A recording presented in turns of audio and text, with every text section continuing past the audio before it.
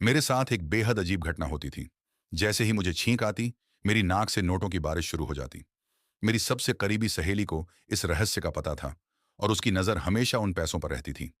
एक दिन मैं अचानक बेहोश होकर गिर पड़ी, लेकिन मेरी सहेली घबराने के बजाय कोई और ही योजना बनाने लगी। थोड़ी देर बाद जब मुझे होश आया, तो मुझे लगातार छींकें आने लगीं और नोट निकलने लगे।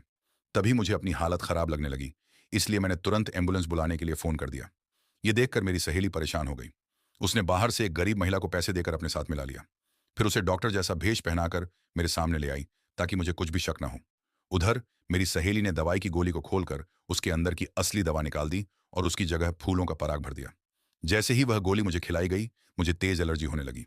मैं लगातार छींकने लगी और चारों तरफ नोट उड़ने लगे। ये देखकर दोनों खुशी से पैसे इकट्ठा करने लगे, लेकिन मेरी तबीयत तेजी से बिगड़ने लगी।